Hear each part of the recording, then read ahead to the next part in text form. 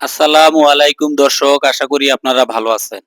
আজকে আপনাদের মাঝে আরেকটা চমৎকার এবং নতুন ভিডিও নিয়ে হাজির হলাম। আজকের বিষয়টা নির্ধারণ করছি বাছুরের বাসস্থান।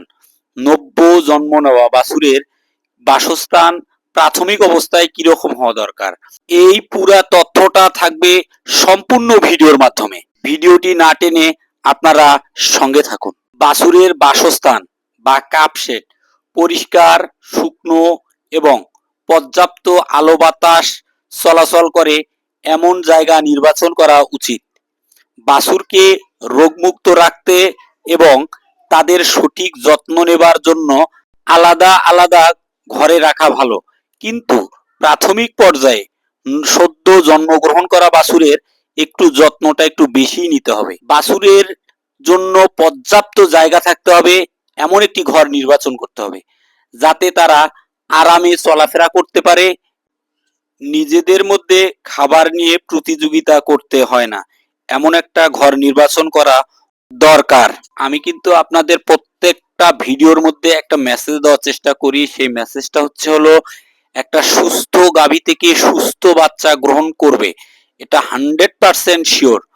এই কারণে আমি বলি পুষ্টিমান দানাদার খাদ্য সরবরাহ করতে হবে এবং পর্যাপ্ত পরিমাণে কাঁচা ঘাস অথবা সবুজ ঘাস দিতে হবে, যা গাভীর জন্য খুবই উপকারী এবং যা সহজে হজম হয় এবং গাভীর শরীরে দ্রুত কাজ করে।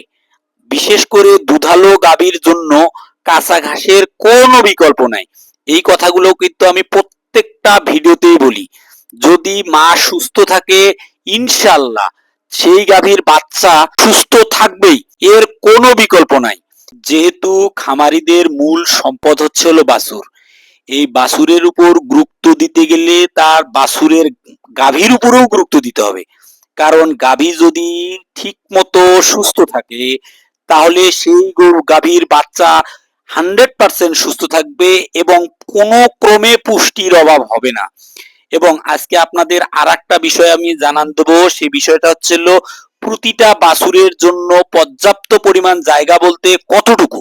দৈর্ঘ্য 5 ফুট, প্রস্থ 7 ফুট, গুণন যদি আমরা দিই 35 বর্গ ফুট, এইটা যদি আমরা মিটারে হিসেব করি 3.24 বর্গ মিটার জায়গা রাখার পরামর্শ আপনারা রাখতে পারেন। আমরা যেহেতু বাছুরটা আজকেই জন্মগ্রহণ করেছে, আলহামদুলিল্লাহ তার প্রাথমিক অবস্থায় বাছুরটিকে তার মায়ের সামনে রাখার চেষ্টা করতেছি এবং সেই জায়গায় একদম মোটা করে খড় বা বিছালি বিছানা করে দেওয়া হয়েছে যাতে বাছুর সুস্থ থাকে। ভিডিওটি ভালো লাগলে শেয়ার করবেন।